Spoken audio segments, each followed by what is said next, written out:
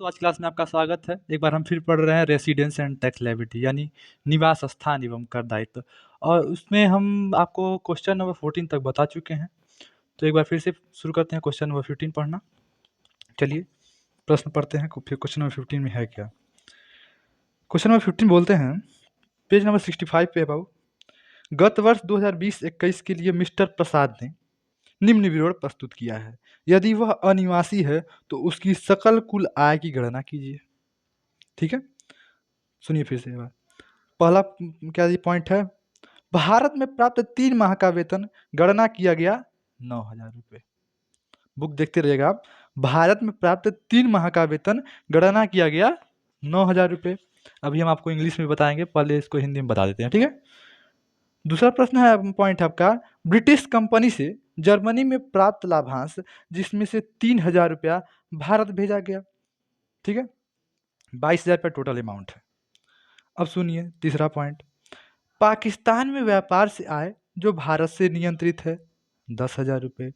भारतीय state bank में बचत खाते में जमा पर ब्याज 1,000 रुपये। पांचवा पॉइंट है, भूत की बिना कर लगी हुई आय जो जापान में कमाई गई थी भारत में लाई गई अमाउंट 20,000 है। भारत में मकान संपत्ति से आय गणना की गई 3400 रुपये। ये छठवां पॉइंट था आपका। अगर इसी को इंग्लिश में बोले तो mister Prasad has furnished the following particulars from the previous year 2020-21, calculate his gross total income if he is a non-resident, यदि वह अनिवासी हैं। पॉइंट फर्स्ट है, salary for 3 months receive in India computed 9,000। ठीक है, सेकंड पॉइंट है, dividends received in Germany from British companies out of which 3,000 were remitted to India, total amount 22,000 था। Third point है, income from a business in Pakistan being controlled from India 10,000।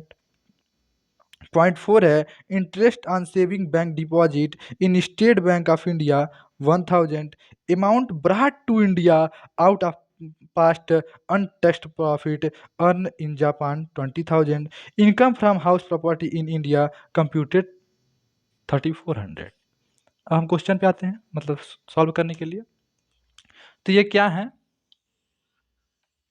Mister Prasad ji क्या हैं, सीधे सीधे बोल दिया है कि वह एक नॉन रेसिडेंट है। वो क्या है, नॉन रेसिडेंट है। तो जब सिंपली कुछ बता दे कि हाँ वो नॉन रेसिडेंट हैं, तो नॉन रेसिडेंट के वर्ण अगर ज्ञात करने के लिए देता कि वो उनकी अवस्था बताइए कि उनका स्टेटस क्या है इस वर्ष, तो हम करते। तो यहाँ पे तो इन्होंने सिंपली बता दिया है कि वह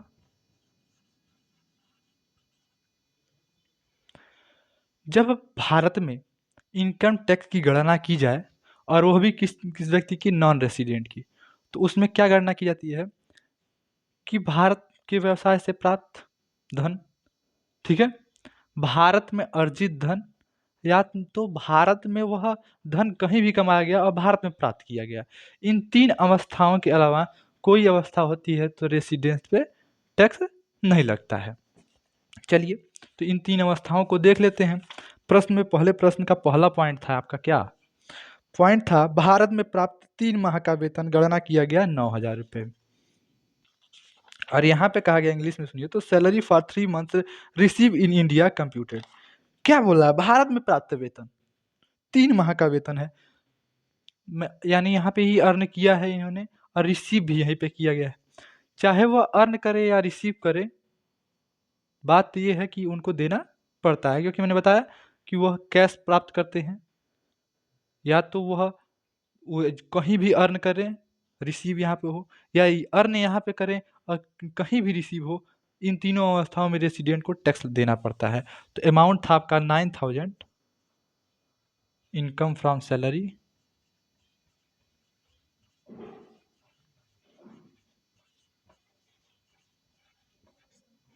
ठीक है, 9,000 हो गया।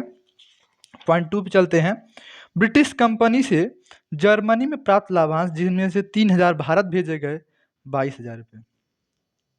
अब ये बताइए इसमें क्या कहा जा रहा है, इसमें कह रहे हैं ये कि ब्रिटिश कंपनी से जर्मनी में प्राप्त लाभांश है। अब हमें ब्रिटिश कंपनी से क्या मतलब है, व्यवसाय यहाँ पे हो रहा है? नहीं। भारत से कंट्रोल हो रहा है? नहीं। वो भी भारत से कंट्रोल भी अगर होता, तो वह नॉन ऑर्डिनरी रेसिडेंट की अवस्था में होता, ना कि नॉन रेसिडेंट की अवस्था में होता। ये तो नॉन रेसिडेंट है। अगर भारत से कंट्रोल होता विदेश में कोई कंपनी, तब तो नॉन रेसिडेंट की अवस्था में दिया जाता, लेकिन ये नॉन रेसिडेंट है, तो सिंपली देना ही नहीं है, चाहे वो 3,000 हो, 22,000 हो, चाहे कुछ भी हो। और इस अवस्था में वो तो जब रेसिडेंट की अवस्था होती है, ऑर्डिनरी रेसिडेंट की, तब ना भारत में अगर लाया गया तो दिया जाता है। यहाँ पे तो नॉन रेसिडेंट है, तो नॉन रेसिडेंट की अवस्था में दूसरे पॉइंट पर कुछ नहीं लिखा जाएगा, रिसीव्ड ब्रॉट इन इंडिया लाया गया है।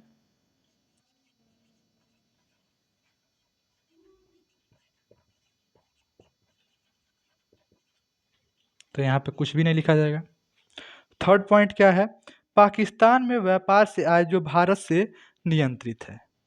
मैंने बताया कि अगर यह नॉन ऑर्डिनरी की अवस्था होती, तो उस अवस्था में शायद ये अगर ये प्रश्न आता तो हम नॉन ऑर्डिनरी में लिखते, क्योंकि वहाँ पे जब कंट्रोल भारत से होता है तो लिखा जाता है।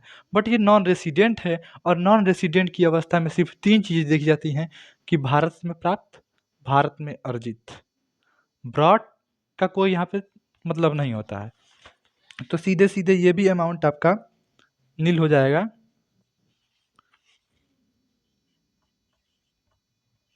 Income from Pakistan controlled by India. ये भी नील हो गया।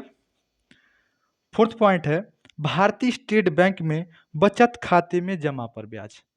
अब सोचिए, पॉइंट नंबर 4 क्लियरली बोल रहा है कि अर्न यहीं हुआ है, यानी अर्जित क्या हुआ है, यहीं पे हुआ। प्राप्त भले कहीं और होता, लेकिन यहाँ पे तो प्राप्त भी यहीं पे हो रहा है, तो उस अवस्था में हम लिखते हैं। आप ये जानते हैं, क्योंकि इसके पहले हम आपको यहाँ पे 14 क्वेश्चन बता चुके हैं, और रेसिडेंशियल स्टेटस में भी बता चुके हैं कि कौन सी चीज़ें अर्जित होती हैं। तो हम यहाँ पे 1000 रुपये लिखेंगे। Interest from saving bank account 1000 rupees. अब देखिए, पॉइंट नंबर 5 जो है आपका, भूत की बिना कर लगी हुई आय जो जापान में कमाई गई थी भारत में लाई गई। Amount brought to India out of past untaxed profit earn in Japan. ये तो अगर ऑर्डिनरी भी होता, तो उस अवस्था में भी नहीं माना जाता, क्योंकि ये भूत की चीज़ है। तो ये इस नॉन रेसिडेंट की अवस्था में तो होने का कोई मतलब ही नहीं बाबू।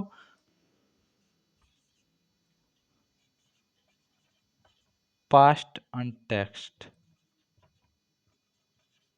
इनकम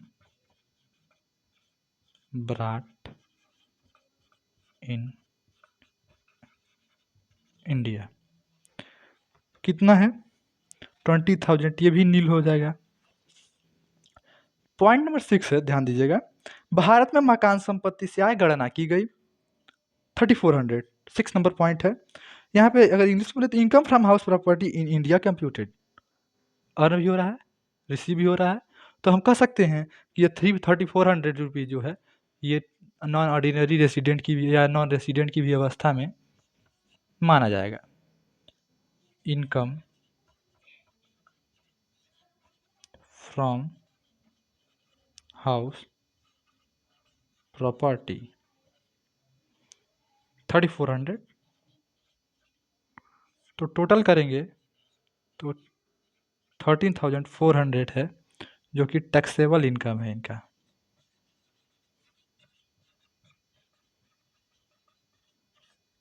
सिंपल सा क्वेश्चन था, यहाँ पे देख लीजिए, एक बार स्क्रीनशॉट लीजिए, क्योंकि इसके बाद हम पढ़ाएंगे आपको क्वेश्चन नंबर 16। ठीक है, चलिए हम इरेज करते हैं इसको। एक बार ध्यान दिए, 13,400 इनका टोटल इनकम आया टैक्सेबल।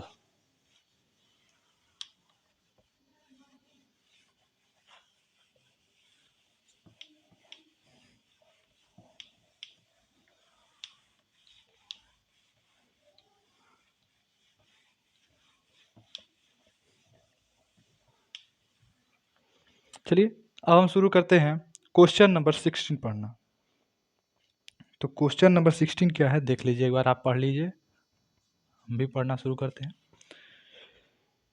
क्वेश्चन नंबर 16 बोल रहा है वित्त वर्ष 2020-21 की श्री अमरनाथ की निम्न आय है। इलाहाबाद बैंक दिल्ली में बचत खाते का ब्याज 1200, अफ्रीका में कृषि आय इसे नेपाल में विनियोग किया 10,000 यानी 10,000, एक अमेरिका कंपनी से यूके के लाभांश प्राप्त हुआ इसमें से 2,000 भारत भेजे गए 10,000 अमाउंट है यानी 10,000।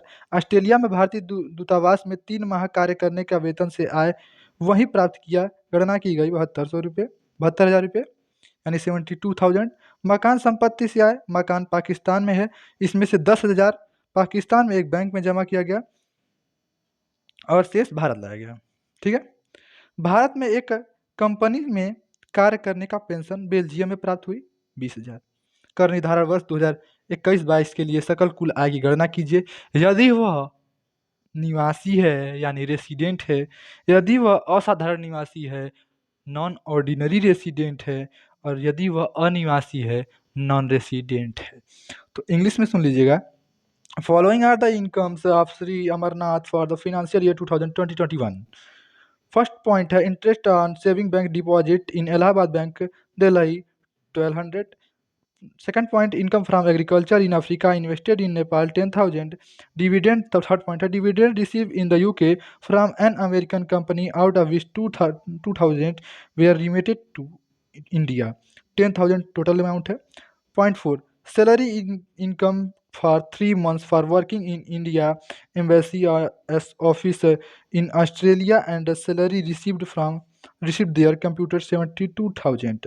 Income from house property, the building is situated in Pakistan out of which 10,000 deposit in bank in Pakistan and the balance remitted to India, total amount in 15,000 है। 6 point है pension income in Belgium for service rendered in India with a limited company 20,000. You are required to compute his gross total income from the assessment year 2021-22 if he is a resident, non-ordinary resident and a non-resident। तो हम question को एक बार लगाने की कोशिश करते हैं। यहाँ पर वो 3 अवस्थाएं होंगी, सीधे सीधे बोल दिया है, हमको ज्ञात करने की जरूरत नहीं है।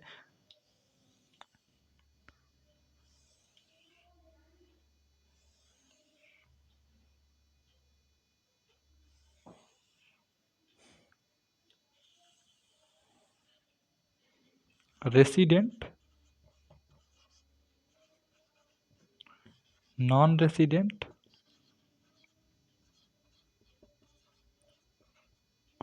और ये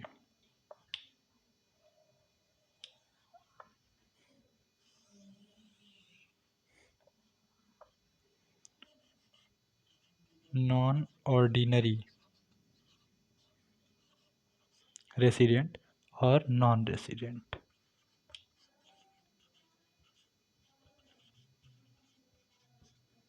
ठीक है, ये पार्टिकुलर्स हो गया।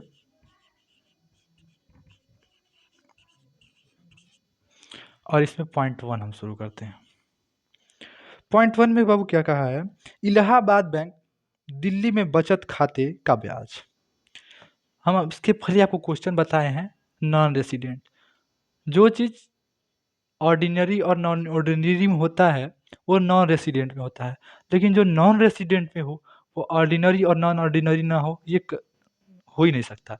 तो हम एक चीज़ जानते हैं कि जब नॉन रेसिडेंट की अवस्था में सेविंग बैंक पे जो इंटरेस्ट होता है अगर वह मिलता है तो ऑर्डिनरी और नॉन ऑर्डिनरी की अवस्था में तो मिलना ही मिलना है।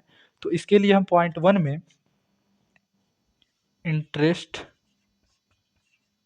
को तीनों जगह आराम से दिखा सकते हैं, आपको इसमें कोई समस्या नहीं होगी लिखने में और समझने में भी, जो कि 1200 है।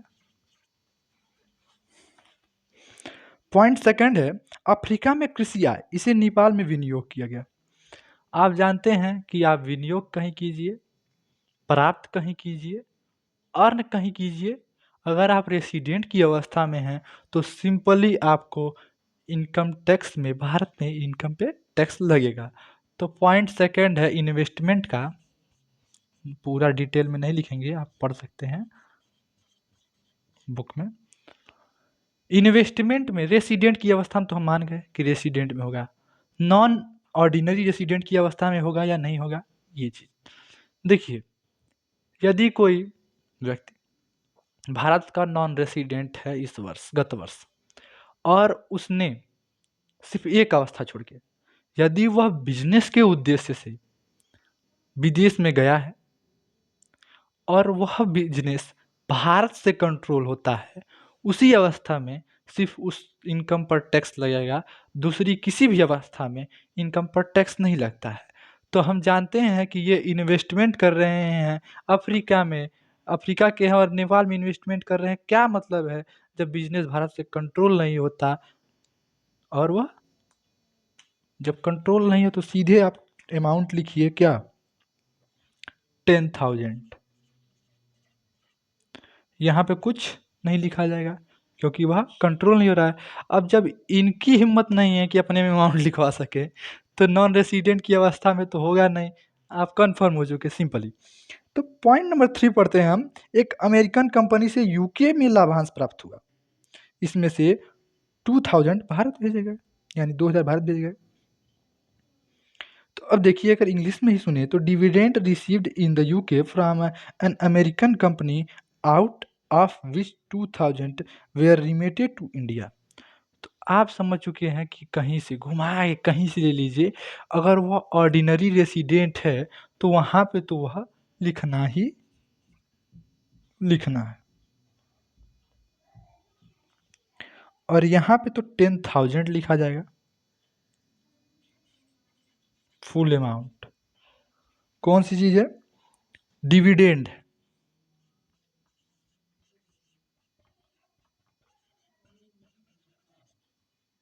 यहाँ पे लिखा जाएगा नहीं, यहाँ पे लिखा जाएगा नहीं, क्योंकि यहाँ पे बिजनेस ना कंट्रोल हो रहा है ना बिजनेस के उद्देश्य से गए हैं। चौथा, ऑस्ट्रेलिया में भारतीय दूतावास में 3 माह कार्य करने का वेतन से आय वही प्राप्त किया गणना की गई। अब सुनिए, फोर्थ पॉइंट है salary income from 3 months for working in the Indian embassy office in Australia and the salary received there computed. देखिए, जब आप एम्बेसी के उद्देश्य जाते हैं, जब आप राजदूत होते हैं, एम्बेसडर, तो उस अवस्था में आप कहाँ से रेसिडेंट होंगे, आप या तो ऑर्डिनरी नॉन ऑर्डिनरी हो सकते हैं या नॉन रेसिडेंट हो सकते हैं। तो वो ऐसा नहीं है कि आप उस अवस्था में भी भारत में टैक्स ना दें, क्योंकि आप अर्जित कहाँ से कर रहे हैं, विश्व के किसी भी कोने में भारत के द्वारा दी गई सरकारी नौकरी कर रहे हैं, तो अर्जित कहाँ से कर रहे हैं, उसका पैसा कौन आपको देता है, तो भारत सरकार देती है। तो हमने एक पॉइंट इसमें समझ गया कि भारत में ही अर्जित है, यह भारत में अर्जित है, चाहे वो नाम पाकिस्तान, नेपाल, भूटान, बांग्लादेश, अमेरिका, चाहे चीन, कोई भी देश हो, तो उससे हमसे मतलब नहीं है। इस अवस्था में ये चारों जगह, तीनों जगह आपको देखने को मिलेगा। तो एम्बेसडर लिख देते हैं, आपको समझ में आ जाएगा। एम्बेसडर की अवस्था में ये हर जगह लागू होगा, जो कि 72,000 रुपीज़ है।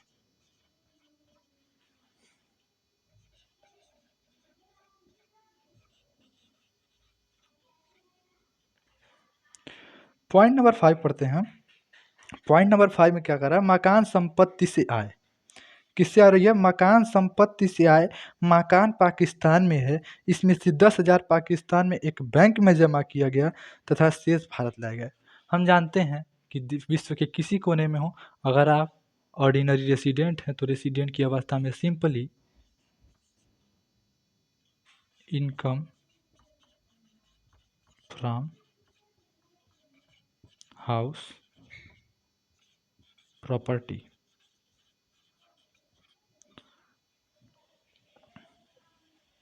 थोड़ा यहाँ लिख लेते हैं। तो इस अवस्था में क्या होगा कि यहाँ पे तो लिखा जाएगा रेसिडेंट की अवस्था में, और जो अमाउंट है आपका वो कितना है, 15,000। लेकिन क्या नॉन ऑर्डिनरी और नॉन रेसिडेंट की अवस्था लिखा जाएगा, कंट्रोल हो रहा है बिजनेस है, नहीं है, कंट्रोल हो रहा है, नहीं हो रहा है, तो क्यों लिखेंगे, नहीं लिखेंगे, सिंपली नहीं लिखेंगे, छोड़ देते हैं।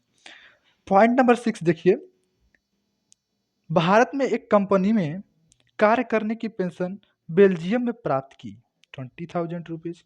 अच्छा, इंग्लिश में सुनिए, pension income in Belgium from service rendered in India with A limited company. अब आप जानते हैं कि जब भारत में कंपनी से आए हैं, कहाँ प्राप्त की गई यह महत्व नहीं है। महत्वपूर्ण तो ये नहीं रखता कि कहाँ प्राप्त की गई, महत्वपूर्ण यह रखता है कि वह अर्न कहाँ की गई। अर्न कहाँ की जा रही है? भारत से की जा रही है।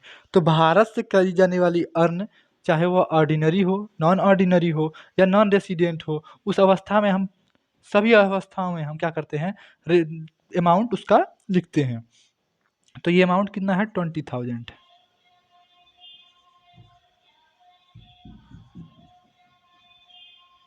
ठीक है, अब कोई पॉइंट है नहीं, पेंशन लिख देते हैं इसको। तो अब हम ऐड कर देते हैं टैक्सेबल इनकम तीनों लोगों की। तो इनकी सिंपली देख सकते हैं, 93,200 आ रहा है।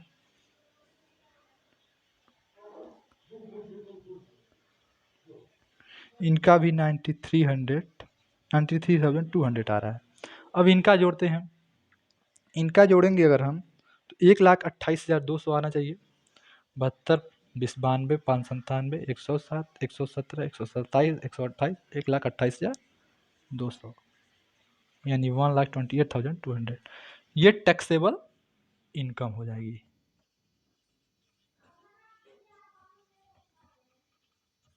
ये क्या होगी? टैक्सेबल इनकम होगी रेसिडेंट की अवस्था में, या ऑर्डिनरी रेसिडेंट हो या नॉन ऑर्डिनरी और नॉन रेसिडेंट, तीनों का अमाउंट लिख दी चुके हैं। तो देखिए, बहुत ही आसानी से आपको समझाया गया कि क्वेश्चन नंबर 15 और क्वेश्चन नंबर 16 में। वैसे अब इसके बाद क्वेश्चन लगाने का कोई महत्व नहीं रह जाता, लेकिन फिर भी हम आपको पाँचों क्वेश्चन बताएंगे। तो उन क्वेश्चनों को जानने के लिए पहले आपको मेरे चैनल को सब्सक्राइब करना होगा और लाइक शेयर करना होगा। तो लाइक शेयर करते रहिए, जिससे आपके और भी मित्र हमसे जुड़ सकें और हम आपको बेहतर तरीके से और भी समझा सकें और नई-नई चीज़ें आपको बता सकें। तो पहले आप एक बार स्क्रीनशॉट ले लीजिए और मेरे चैनल को सब्सक्राइब कीजिए। अगले बार अगली क्लास में हम आपको बताएँगे क्वेश्चन नंबर 17, 18 के बारे में, या 17, 18, 19, 20, 21, क्योंकि 21 तक ही है। तो मिलते हैं अगली क्लास में। धन्यवाद आप।